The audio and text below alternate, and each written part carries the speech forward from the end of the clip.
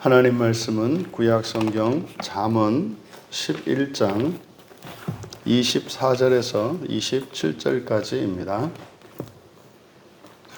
야찬 목소리로 함께 읽겠습니다. 흩어 구제하여도 더욱 부하게 되는 일이 있나니 과도히 아껴도 가난하게 될 뿐이니라. 구제를 좋아하는 자는 풍족하여질 것이요 남을 윤택하게 하는 자는 자기도 윤택하여지리라. 곡식을 내놓지 아니하는 자는 백성에게 저주를 받을 것이나 파는 자는 그의 머리에 복이 임하리라.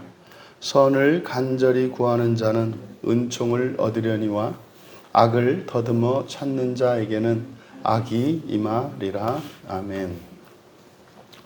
잘 사는 법이라는 제목으로 말씀의 은혜를 나누고자 합니다. 잘 사는 법.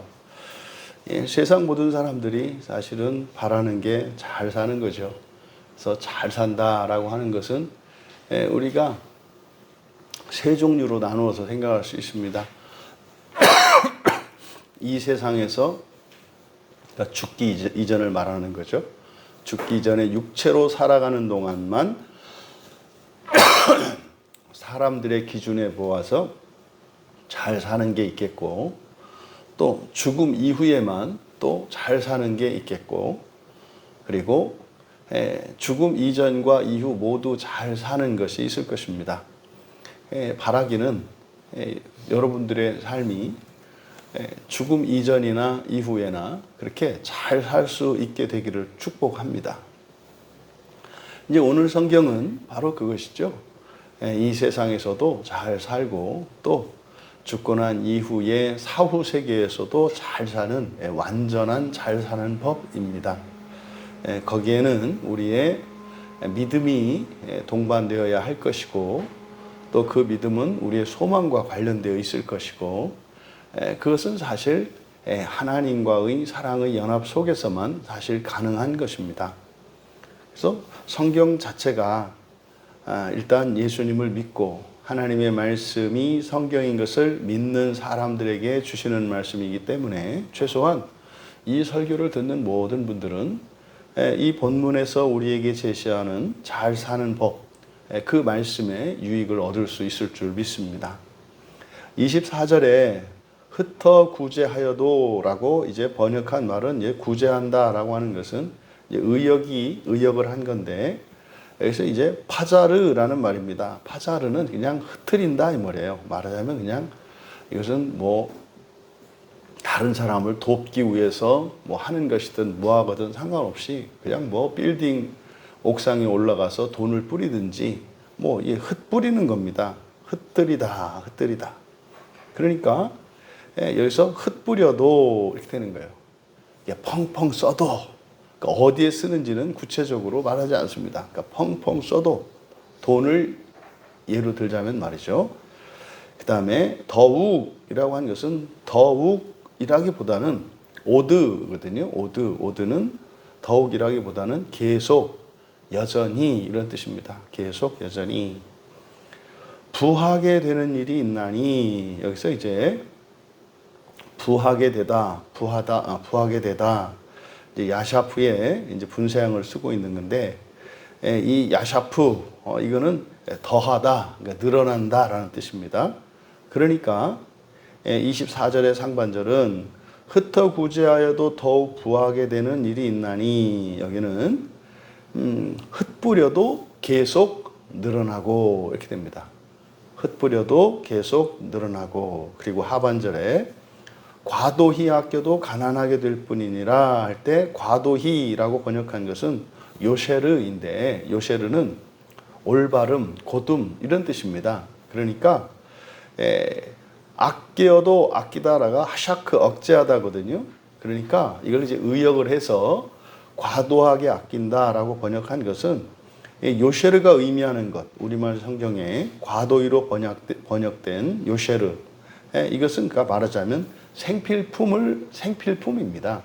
그러니까 올바른 것, 항상 쓰는 것, 이런 거죠. 마땅히 써야 하는 것.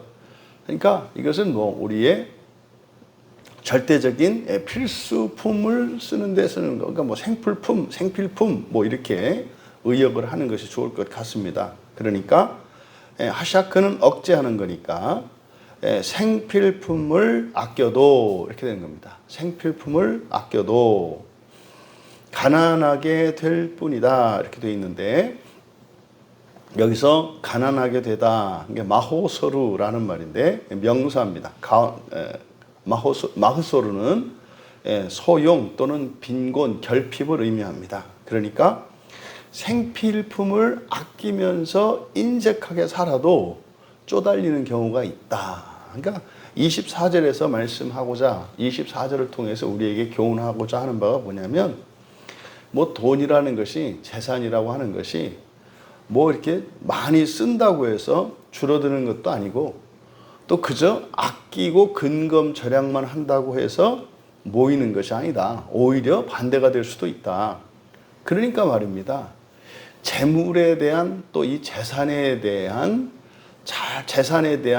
교훈을 우리에게 주는데, 잘 벌고 안 쓰고가 중요한 게 아니라 무엇이 중요하다는 겁니까? 그러니까 흩뜨려도 계속 늘어나게 하는 게 중요하다 이 말이죠. 그러니까 돈을 많이 벌거나 쓰지 않는 게 중요한 게 아니라, 돈을 마음껏 쓰더라도 계속 늘어나게 하는 인생이 있다는 거예요. 그러니까 세상 사람들은 우리가 돈을 많이 벌면 상대적으로 돈을 적게 버는 사람보다 더 많은 재산을 가지게 됩니다. 그죠? 또 똑같이 벌더라도 덜 쓰면 또 재산이 불어납니다. 그거는 뭐 일반적인 원리 아니겠습니까? 그런데 꼭 그렇지만 않다는 것을 우리가 경험적으로 너무나 잘 압니다. 많은 돈을 버는 사람이 적은 돈을 버는 사람보다 더 재산이 많아지느냐면 그렇지도 않거든요. 또 마찬가지입니다. 쓰는 것도 마찬가지죠. 그래서 이 성경에서 우리에게 가르쳐 주는 것, 사실 이 재산과 관련된 교훈인데, 이거는 바르게 잘 사용하는 것이 중요하다는 거죠. 이게 사실은 이게 뭡니까? 선하게 쓰는 거예요. 선하게 쓰는 것이 중요하다. 선하게 쓰면은요, 흩어도 그냥 펑펑펑 쓰는 것처럼 쓰는 것 같아도 줄어들지 않고 계속해서 더 늘어난다는 것이에요. 이게 이제 흔히 말하는 하늘 재정을 쓰는 겁니다. 그러니까 이 땅의 재정은요, 제한되어 있기 마련입니다. 그래서 아무리 많은 것 같아도 그냥 정말로 어느 날 한순간에 다 사라집니다. 또 뭐 3대조 할아버지가 수십억, 수백억, 수천억, 수십조의 재산을 가지고 있던 그 할아버지의 자손들인데, 3대인 그 자손, 손자들이 굶어 죽는 일들이 있어요. 실제로 이게 이제 우리나라에서도 이런 일들이 많습니다.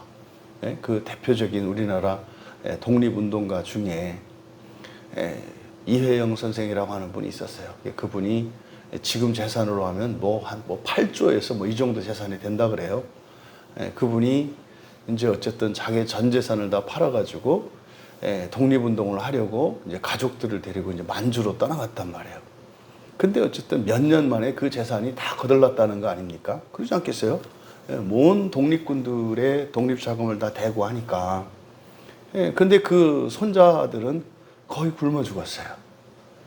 여러분, 이 상황이 뭐 적절하지는 않겠습니다만은, 아주 건실한 부자로서 또 나라와 민족을 위해서 그렇게 살았는데도 그 자손들은 굶어 죽는 뭐 이런 일들이 있다 이 말이에요. 그러니까 세상적으로 보면 위인이고, 그래서 우리나라의 독립유공자고 애국자로 추앙받는 거 아니겠습니까? 그런데 그 손자 정작 그 손자들은 굶어 죽었어요.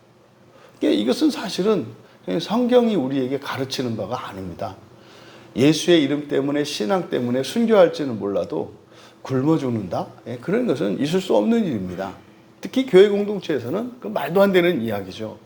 그러니까 오늘 성경이 재산에 대하여 말하는 것, 재물에 대하여 말하는 이것은 이 세상의 어떤 이치나 원리를 벗어난 하나님의 약속이 있는 말씀입니다.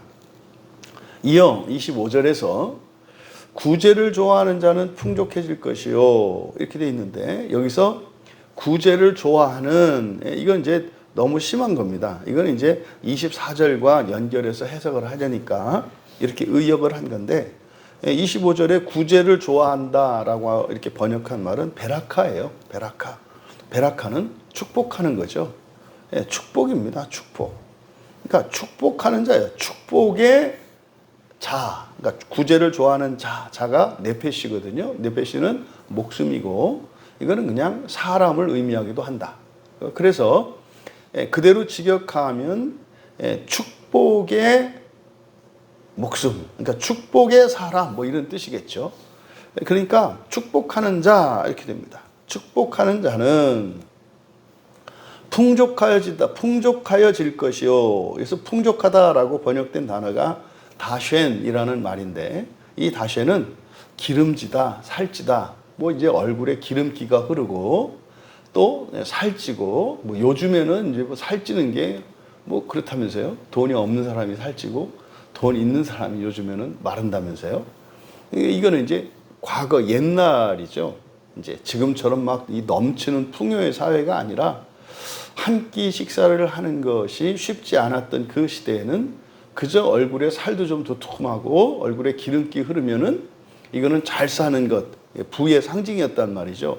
그때의 기준으로 이야기를 한 거죠. 그래서 그대로 직역하면 축복하는 자는 이제 축복의 사람이니까 축복하는 자는 기름지게 될 것이며 이걸 이제 풍족하다라고 번역을 한 겁니다. 그 다음에 남을 윤택하게 하는 자 밑줄 치시고 이거는 라와라는 말인데 라와 이 라와라고 하는 이 말은 흠뻑 젖다 또는 충분히 마시다 뭐 이런 뜻이에요. 라와가. 근데 이게 히필 사역형이기 때문에 하게 하는 거죠. 하게 하는 것. 그러니까요. 흠뻑 젖게 하고 충분히 마시게 하는 거죠. 그래서 이거를 남을 윤택하게 한다 이렇게 번역을 한 겁니다. 직역하면 마음껏 마시게 하는 자는 그러니까 자기가 마시는 게 아니라 다른 사람에게 마음껏 마시게 하는 거예요. 마음껏 마시게 하는 자는 또한 그래서 자기도라고 번역된 말이 또한 역시 뭐 이런 뜻입니다. 이거를 이제 자기도라고 한 거예요. 그러니까 마음껏 마시게 하는 자는 또한 윤택하여지리라. 여기는 이제 야라입니다. 지금 우리 교인들이 이제 성경에 깔고 보고 있는 그 베들레헴 성경 어플에 이게 잘못 나와 있는 겁니다. 앞에 윤택하게 하다 이거는 라와라는 동사고 그리고 뒤에 윤택하여지리라 똑같이 번역을 했습니다만 이거는 야라입니다. 야라는 물을 주다라는 뜻이에요. 물을 주다. 근데 이게 이제 수동형으로 쓰여 있기 때문에 물을 줌을 당하다. 그러니까 물을 받는 거죠. 그래서 직역하면 마음껏 마시게 하는 자는 또한 물을 받을 것이다. 그러니까 마음껏 마시게 하는 거니까 물을 나눠주는 거잖아요. 그러니까 물을 그러니까 목마른 사람들에게 마음껏 마시도록 하면 그 물이 떨어져야 되잖아요. 그런데 그 물이 떨어지지 않고 그렇게 나누어진 만큼 또한 그랬으니까 그 물을 자기도 받는다는 거예요. 그러니까요. 24절에서는 이제 재산과 관련된 것이고 25절에서는 이제 물과 관련되어진 것인데 여기에 네페시를 썼지 않습니까? 네페시가 목숨이잖아요. 그러니까 자기 목숨을 다른 누군가를 위해서 이렇게 축복하고 내어주고 이랬을 때 오히려 그 사람은 어떨 것이다? 또 그것을 내어주는 만큼 받을 것이다. 마치 이게 살고자 하는 자는 죽을 것이고 죽고자 하는 자는 살 것이요. 그러니까 우리의 육체의 목숨을 가지고 죽어가는 사람들에게 또 그 생명이 필요한 사람들에게 나누어 주면 또한 받을 것인데 우리는 무엇으로 받습니까? 하나님의 생명, 영원한 생명으로 받는다고 우리는 확대해서 이거를 해석할 수가 있습니다. 그러니까요. 결국 24절과 25절에서 이야기하는 것은 이 세상에 있는 모든 것은 인색하게 굴거나 그리고 그런 것들을 아끼거나 거기에 매이지 말라는 거예요. 하나님께서 만약에 너희들이 이 세상의 것으로 다른 누군가를 돕고 살리기 위해서 사용한다면 내가 그것만큼 최소한 그것만큼 채워주신다는 거예요. 근데 채워주시는데 똑같은 것으로 채워주시는 것이 아니라 영원한 것으로, 영적인 것으로 채워주신다고 말씀하는 겁니다. 그리고 26절은 이제 곡식을 이야기합니다. 곡식을 내놓지 아니하는 자는 백성에게 저주를 받을 것이나, 여기서 내놓지 않다. 여기서 이제 내놓지 않다라고 번역한 게 이제 마나인데, 마나는 억제하다, 거절하다 이런 뜻입니다. 그러니까 곡식을 거절하는 자 이렇게 되는 거겠죠. 곡식을 거절하면, 거절하는 자 이렇게 되어 있습니다만은 분사구문이기 때문에 곡식을 거절하면, 그러니까 누군가에게서 요청을 받은 것을 전제로 하는 거죠. 누군가에게 곡식을 요청받았을 때 그를 거절하면 백성들이 저주를 받다 밑줄 치시고, 저주를 받는다라고 하는 것은, 저주는 약속이거든요. 불순종에 대한 약속이 저주예요. 그러니까 여기서 이제 저주라고 번역을 했습니다만 이것은 지나치게 의역한 것이고, 그리고 이 저주라는 용어는 신학적인 용어고 성경적인 용어로 써야 합니다. 왜냐하면 축복과 저주라고 하는 것은 하나님의 말씀에 대한 순종과 불순종에 대해서 예정되어 있는 것이거든요. 그래서 그때는 분명히 저주에만 저주라고 해야 되죠. 여기서 이제 저주를 받다라고 번역한 이유는 낙하부인데, 이 낙하부는 뚫다, 찌르다 이런 뜻입니다. 뚫다, 찌르다. 이때 뚫다, 찌르다라고 하는 것은 그런 겁니다. 이 세상의 재물이라는 게 어떻습니까? 녹이 슬고 또 뭐 이게 구멍이 뚫려서 새어나가고 그러지 않습니까? 여기서 이제 뚫다라고 하는 그 말이 그런 거예요. 이제 곡식이 가득 찬 그 쌀자루가 말이죠. 거기에 구멍이 뚫리는 걸 말해요. 그럼 어떡합니까? 계속 줄줄줄줄 새나가지 않습니까? 그걸 말하는 겁니다. 그래서 26절의 상반절을 그대로 직역하면 곡식을 거절하면 백성들이 그것을 뚫을 것이며 이렇게 됩니다. 곡식을 거절하면 백성들이 그것을 뚫을 것이며, 그러니까 이 백성들이 사실은 곡식을 요청한 자이겠죠. 그러니까 백성이니까 우리 주변에 살아가는 누군가입니다. 모든 사람이죠. 그래서 백성들이 그것을 뚫을 것이며, 그것이 뭐겠습니까? 이제 곡식을 뚫는다는 거니까 없어지게 한다 이 말이에요. 또 하반절에 파는 자는 그의 머리에 복이 임하리라. 여기서 이제 파는 자 이렇게 되어 있습니다만, 샤바르, 이게 샤바르는 곡식을 사다예요. 곡식을 사다. 샤바르가 이제 곡식을 사는 겁니다. 그래서 그의 머리에 복이 임할 것이다. 그런데 여기서 팔다라고 번역한 샤바르가 사역형이에요. 시키다라 동사. 그러니까 곡식을 사게 하면 이렇게 되는 거죠. 곡식을 사게 하면. 그러니까 지금 곡식을 요청한 사람들에게 그냥 나누어 주라고 한 것이 아니라 뭐라 그랬어요? 팔라고 이야기한 거예요. 그러니까 이때 거저 주지는 말라는 의미가 포함되어 있어요. 그래서 그것을 곡식을 말하자면 이제 곡식을 사게 하면 이렇게 되는 거죠. 사게 하면, 그러니까 이제 나누어 주는 겁니다. 그러니까 어떤 대가를 받고 나눠 주는 겁니다. 그럴 수 있지 않습니까? 예를 들어서 뭐 쌀 한 가마에 얼마입니까? 뭐 20만 원인데 예를 들어서 그거를 이제 쌀 한 가마를 주되 단돈 2,000원이라도 받고 주라는 거예요.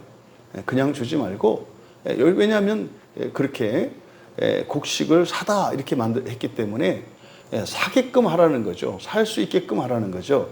그래서 곡식을 사게 하는 자는 그의 머리에 복이 임할 것이다.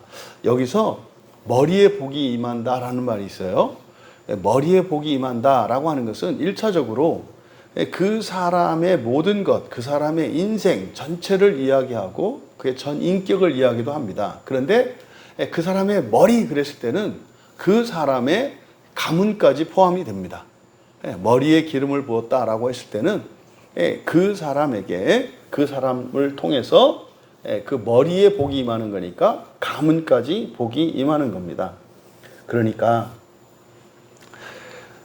누군가에게 남는 것이 있고 가진 것이 있어요. 그랬을 때 그 남는 것, 가진 것에 대해서 누군가가 요청을 했을 때 그것을 거절한다면 그 남는 것을 주지 않았을 때는 뭐 아끼는 것이고 그를 지키고자 하는 것 아니겠습니까? 근데 그 헛수고라고 이야기를 하는 겁니다. 누구의 도움을 받았는데 도와줄 수 있는 여분의 것이 있음에도 불구하고 도와주지 않았다면 그것은 여분의 것이 되지 않는다. 그냥 새어나간다 이 말이에요. 새어나간다. 그런데 그로 하여금 그것을 사게 하면, 곡식을 사게 한다면, 그러니까 여기에 들어가 있는 조건이 뭐다? 그냥은 주지 말라는 거예요. 그냥은 주지 마라. 그래서 어떤 대가를 받고 줘라. 이때 대가는 정당한 값이 아니죠. 그래서 단지 사게 하면이라고 했기 때문에 그것은 아마도 우리가 이제 거지는 뭐 나라님도 이렇게 다 구할 수 없다라고 하듯이 실제로 거지 근성을 바꾸지 않고서는 거지를 이 세상에 없앨 재간이 없습니다. 그죠? 자기가 힘써서 일해서 먹고 살지 않고 그저 힘들이지 않고 그저 공으로 다른 사람의 덕을 보며 살아가려고 하는 사람을 거저 도와주는 것은 오히려 그 사람에게 해가 되는 겁니다. 그래서 이거는 뭐 특별한 형태를 말하겠죠. 하지만 이렇게 없어서 식량을 구할 때라도 거기에 분명한 대가를, 일정 대가를 받으라는 거예요. 그건 그 두 가지 의미가 있을 수 있을 것 같아요. 받는 사람으로 하여금 빚지지 않게 하려고 하는 의도. 성경에서는 빚지지 않게 하는 것이 굉장히 중요하거든요. 왜냐하면 빚이라고 하는 것은 죄와 관련이 돼 있어요. 그러니까 아니 뭐 20만 원짜리를 2,000원이나 200원에 이렇게 거래하면 그 사람이 빚진 게 없잖아요. 갚아야 할 빚이 없잖아요. 만약에 그렇게 도움을 받은 것이 빚이 된다면 여러분 그렇게 해서 정말로 나중에 이 사람이 잘 돼서 능가하고 그걸 갚을 수 있으면 좋겠습니다만 세상 일이 그렇지 않다고요. 도움을 받았지만 그 도움을 되갚지 못할 경우가 훨씬 많아요. 그러니까 차라리 그럴 바에는 그냥 단돈 100원이라도 받고 주면 그것은 거래한 것이 되기 때문에 나도 그 사람에게 받을 게 없고 그 사람도 나에게 줄 게 없는 거예요. 그래서 여러분 우리가 일상생활에서 사람들에게 이제 선물을 주고 호의를 베푸고 할 때 이런 것들을 잘 유념해야 합니다. 우리의 선한 의도와는 상관없이 오히려 악한 결과를 만들게 되는 일들이 있어요. 그러니까 지금 여기서는 곡식을 요구할 때는 지금 먹고 사는 가장 기본적인 생필품이 떨어진 상태 아닙니까? 이런 상태에서도 거저 주라 하지 않았어요. 이것은 아마 이제 우리가 거저 주어야 될 경우가 아닌 것을 상정하고 있는 것으로 보이고 또 하나 말씀드렸던 것처럼 상대방으로 하여금 빚지지 않게 하려고 하는 거죠. 아니면은 뭐라도 일을 시키면 되지 않겠습니까? 대신 그러면 이걸 좀 해주시오. 이 쌀을 한 가마 가져가시고 대신 이 이 창고를 정리 좀 해주시오. 그러면 그 삭수로 주어진 게 되니까 이거는 서로 빚이 없어지게 되는 거 아니겠습니까? 그런 의미가 이 안에 들어있는 것으로 보입니다. 근데 사실 26절에 있는 이런 내용들은 오늘날 이제 우리 자본주의 경제 체제 하에서 살아가는 우리들에게는 이게 참 적용하기가 조심스럽고 굉장히 생각을 많이 하게 하는 거예요. 여러분 자본주의 시장 원리가 뭡니까? 수요 공급을 이용하는 거잖아요. 언제는 양파 그 한 봉지에 말이죠. 2,000원, 3,000원 하는데 언제는 양파 하나가 2,000원, 3,000원 하잖아요. 이게 왜 그렇습니까? 수요와 공급 때문에 그러죠. 그러니까 농사 짓는 분들이 엄청 풍년이 들으면은 좋아하지 않아요, 요즘에는. 옛날에는 풍년이 들으면 무조건 좋아하는 겁니다. 왜냐하면 쌀값은 정해져 있거든요. 곡식값이 정해져 있거든요. 그러니까 많이 걷었으면은 이제 더 많이 번 게 돼요. 근데 이게 자본주의 경제 시스템으로 바뀌면서 어떤 일이 일어나요? 열심히 일해서 그리고 걸음을 주고 해서 정말 아주 풍성한 어떤 결실을 얻었어요. 근데 그게 오히려 어떻게 됩니까? 그 반에도 못 미치는 결실을 얻었을 때보다 훨씬 가치가 떨어지는 일, 그러니까 이런 말도 안 되는 일이 일어나요. 그러다 보니까 이제 장사하는 사람들은 뭐 합니까? 수요를 조작해서 가격을 올리고 내리고 할 수가 있단 말이에요. 그러니까요, 엄청 이제 뭐 풍년이 되었을 때 이제 장사하는 분들은 그렇게 하더라고요. 그냥 아예 그냥 통째로 밭대기로 해서 전체를 다 사들이는 겁니다. 그래서 자기들이 이 공급을 조절하는 거예요. 전부 다 시장에 내놓지 않고 소량만 내놓는 겁니다. 그러면은요, 비싼 값으로 계속 팔 수 있게 되는 거죠. 그러니까 그래서 사실 이 자본주의 경제 원리는 성경적인 원리와는 맞지가 않아요. 어쨌든 지금 26절에서 우리에게 말씀하는 바, 이건 뭡니까? 상대방의 이런 결핍을 이용해서 부를 늘리려고 하지도 말고, 또 누군가에게 도움을 받았을 때 그것을 거절하지 말고, 또 주되에 값없이 거저주는 것이 아니라 대가를 받고 주라고 이야기합니다. 그러니까 예수님께서 값없이 주라고 하셨던 말씀과는 상충되는 입장이에요. 근데 사실 여기서 이렇게 판다라고 하는 그 의미를 어떤 거래상의 대가라고 보기에는 어렵다. 우리는 그렇게 해석이 되는 거죠.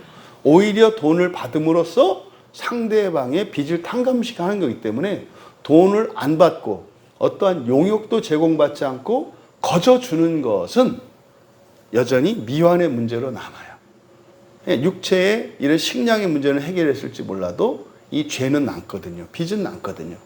그래서 오히려 일정 부분 그 대가를 받고 줌으로써 빚까지 탕감하는 것, 이것을 우리에게 아주 적극적인 도움이 무엇인지를 설명하고 있다. 그리고 이제 27절에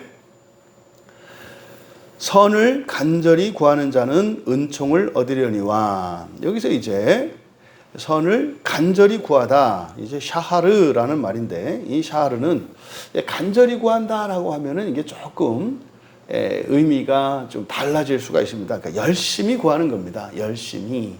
여러분 항상 조심할 것은 열심히라고 할 때는 뭡니까? 이거는 상대적이다. 상대적이고 주관적이다. 그러니까 어떤 사람은 열심히가 1시간 동안 계속 하는 게 열심일 수 있고, 어떤 사람에게는 이틀에 1시간 하는 게 열심일 수 있다는 거. 그러니까 여기서 이런 열심히라든지 이런 것들은 상대적이고 주관적인 적용이라는 것을 우리가 기억해야 합니다. 그래서 이 열심히 추구하는 자는, 이게 열심히 추구한다는 것은 사실은 여기에 쉼 없이 계속해서 뭐 이런 뜻이 있는 거예요. 그리고 자기가 할 수 있는 최선을 다해서 라고 하는 의미가 있습니다. 그래서 선을 열심히 추구하는 자는 은총을 얻으려니와 이렇게 되어 있는데요. 여기서 은총, 라촌이거든요. 이게 호의라는 뜻이죠. 얻다라고 번역한 것은 바카쉬입니다. 바카쉬는 요구하다, 찾다, 영어의 ask 같은 단어예요. 바카쉬. 그래서 여기가 그대로 직역을 하면은 은총을 요구하게 될 것이다, 이렇게 됩니다. 그래서 선을 열심히 추구하는 자는 은총을 요구하게 될 것이요. 이게 무슨 말입니까? 선을 추구하는 자는, 선을 열심히 추구하는 자는 은총을 요구하게 될 것이요. 의존적이게 된다는 거예요. 의존적이게 된다는 거예요. 선을 추구하는 사람들은. 왜 그렇습니까? 이 선이라고 하는 것은 사실은 절대 선을 이야기하니까 이 세상에서는 그걸 완벽히 채울 수가 없거든요. 자기 힘만으로는 안 되거든요. 그러니까 은총을 요구하게 된다라고 할 때 궁극적으로 하나님이 되겠습니다만은, 살아가는 동안도 어떻게 되는 겁니까?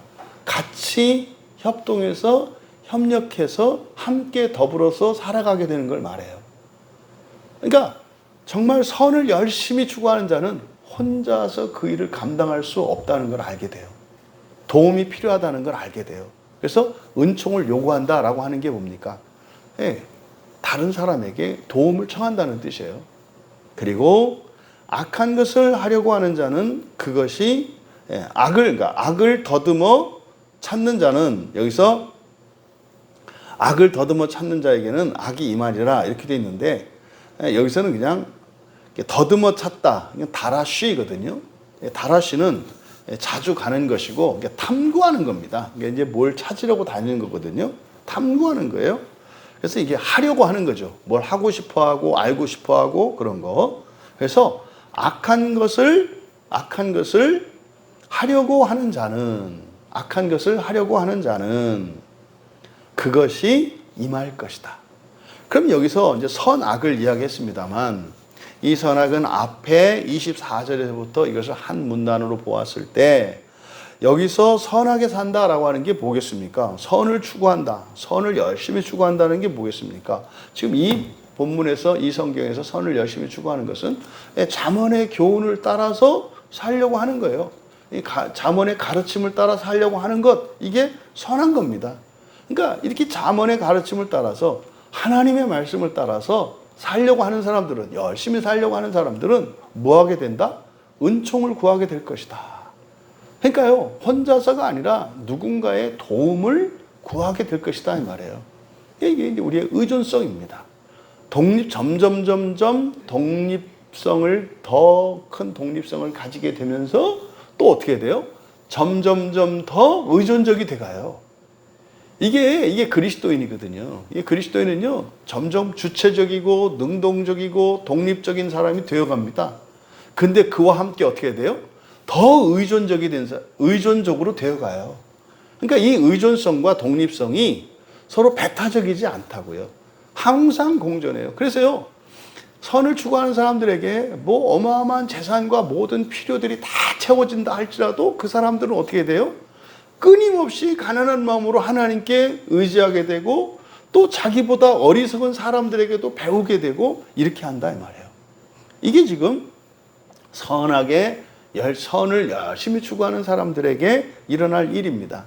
그러니까 어떻게 되겠습니까? 더 배우게 될 것이고, 더 도움을 얻게 될 것이고, 그건 사람에게뿐만 아니라 하나님에게서도 그렇게 될 겁니다. 그러면 여기서 이제 악한 것을 하려고 한다라고 할 때는, 여기서 선악이라고 하는 이것은 잠언의 가르침, 하나님의 말씀을 따르는 것을 선으로 보고, 그것을 따르지 않는 것을 악으로 보는 거죠. 그러니까 이건 뭐겠습니까? 잠언의 가르침을 거부하는 거니까 뭐겠어요? 자기 생각, 자기 주관대로 살아가는 거겠죠. 이게 여기서 말하는 악한 것을 하려고 하는 자입니다. 그러니까 악이다라고 하는 것이 그냥 나쁘고 이런 게 아니라고요. 그러니까 앞서 제가 이혜영 선생을 이제 말씀드렸었는데, 그게 하나님 나라에서 보면 악이 되는 거예요. 이때 악이라는 게 도덕적으로 악한 게 아니라고요. 나라를 위해서 그렇게 헌신했는데 악하다, 세상적인 악한 개념이 아니에요. 뭡니까? 하나님 나라를 닫아버리고 이 세상에서의 어떤 대의명분이나 이런 도덕과 윤리를 지키며 살아가는 것도 영혼의 관점에서 보면 이게 악한 것이 된다고. 그래서 성경의 악을 우리들이 생각하는 그런 악으로 생각해서는 안 된다. 그럼 여기서 악은 하나님의 말씀을 따르지 않는 것이니까 자기 생각, 자기 주관대로 살아가는 것을 말합니다.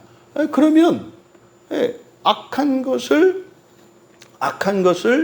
하려고 하는 자는 그것이 임할 것이다. 이게 무슨 벌 주는 게 아니죠. 그러니까 뭐예요? 뿌린 대로 거둔다는 말이에요. 그러니까 자기 힘으로, 자기 생각대로 살아가려고 한 사람은 어떻게 될 거다? 자기 힘대로 될 것이고, 자기가 추구하는 그것. 여러분, 이 세상에 마르지 않는 힘이 어디 있으며, 마르지 않는 창고가 어디 있으며, 마르지 않는 지혜가 있습니까? 결국에는 이 세상의 것은 다 사라지고 사멸을 향해서, 멸망을 향해서 가게 되어 있거든요.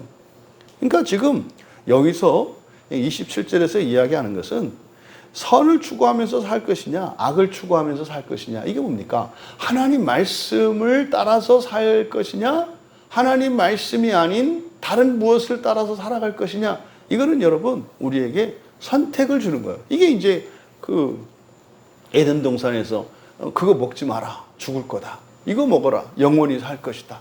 이 선택지예요, 항상. 우리는 항상 이 선택 앞에 놓여 있습니다. 그러니까 이거 하면 뭐 잘못될까? 이런 생각 자체가 어리석고 모순이에요. 이미 결정되어 있다니까요. 그건 분명합니다. 하나님 말씀대로 살아가고 하나님 말씀대로 살고자 한다면 거기에는요 분명히 약속이 있어요.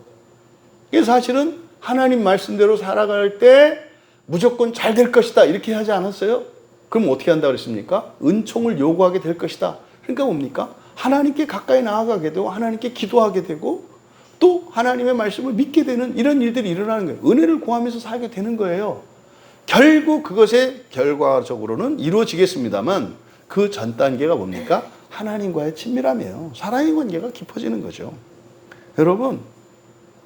여러분들이 선택을 하실 때 선한 인생을 선택하시기 바랍니다. 이게 잘 사는 법이에요. 잘 사는 법이에요.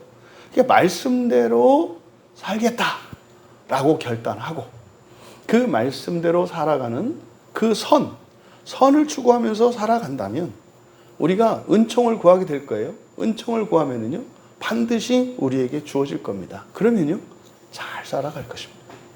잘 살아갈 것입니다.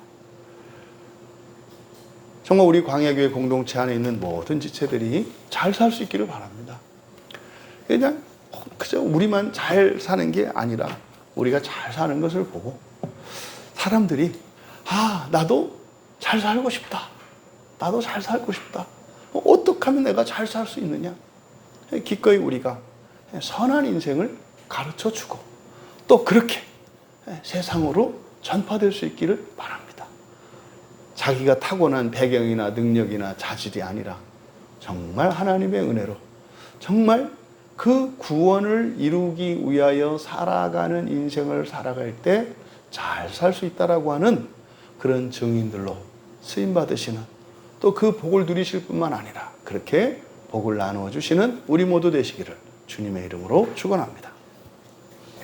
존귀하신 하나님, 하나님의 말씀은 영혼에 대한 약속뿐만 아니라 현재를 살아가는 저희들의 인생과 또 죽음 이후까지도 하나님께서 모든 것을 완벽하게 준비하시고 예비하신 것인 줄 믿습니다. 하나님의 말씀을 저에게 주셨사오니 이 땅을 살아가는 모든 사람들이 하나님 말씀으로 잘 살아갈 수 있도록 복을 내려 주시옵소서. 감사하며 예수님의 이름으로 기도합니다.